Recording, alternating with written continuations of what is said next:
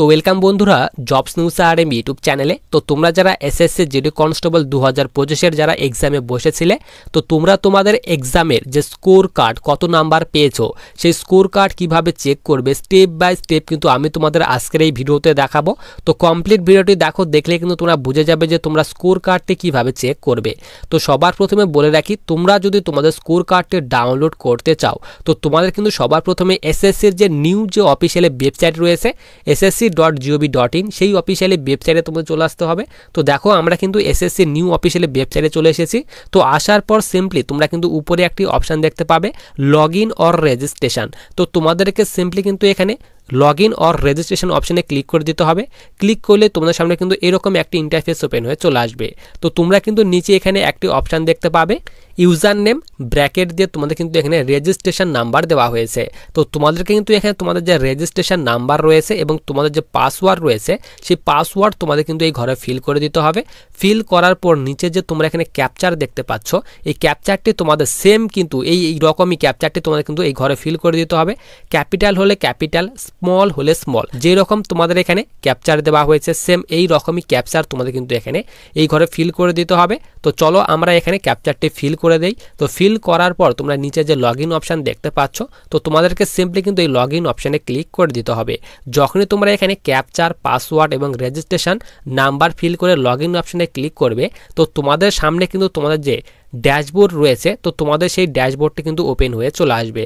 তো দেখো আমাদের সামনে আমাদের যে ড্যাশবোর্ডটি রয়েছে সেই ড্যাশবোর্ডটি কিন্তু এখানে ওপেন হয়ে চলে এসেছে। তো আমরা সিম্পলি স্ক্রোল করে নিচে চলে আসবো। নিচে চলে আসার পর লাইভ এক্সামিনেশনে যতগুলি তোমাদের ফর্ম চলছে এসএসসির মাধ্যমে তো সেই ফর্মগুলি দেখতে পাবে। তো স্কোর কার্ড চেক করার জন্য এখানে ডান দিকে রেজাল্ট অপশান দেখতে পাচ্ছ।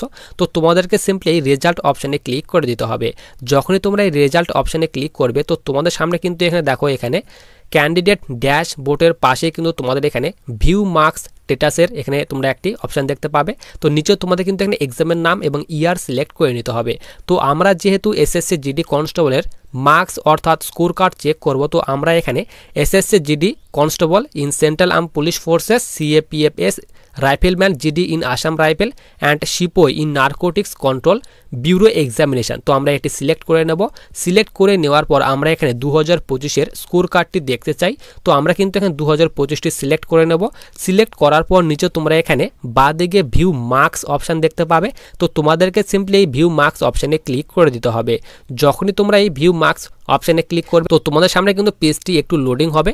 লোডিং হওয়ার সঙ্গে সঙ্গে তোমাদের সামনে কিন্তু এরকম একটা ইন্টারফেস ওপেনে চলে আসবে। তো দেখো তোমাদের কিন্তু এখানে বলা হয়েছে marks for selected exam is not available at this moment. তো তোমাদের কিন্তু এখানে বলা হয়েছে তোমাদের কিন্তু এখনও আনসার কি সেটি কিন্তু এখনও জারি করা হয়নি। তো তোমরা কিন্তু এইভাবে স্টেপ বাই স্টেপ যখন তোমাদের আনসার কি যখন রিলিজ করে দেওয়া হবে এইভাবে সেম কিন্তু এইভাবে তোমরা কিন্তু তোমাদের আনসার কি চেক করতে পারবে। তো তোমাদের কিন্তু এখানে রেজাল্ট প্রকাশের কিন্তু একদিন হয়ে গেছে। তো তোমরা কিন্তু এখানে আর 1 থেকে 2 দিন পরেই তোমরা কিন্তু তোমার যে স্কোর কার্ডটি রয়েছে কে কত তোমরা পেয়েছো, কোন সাবজেক্টে কত নাম্বার পেয়েছো এবং নর্মালাইজেশন করে তোমরা কত নাম্বার পেয়েছো, তো সমস্ত রকমের ডিটেলস কিন্তু তোমরা স্কোর কার্ডে দেখতে পাবে।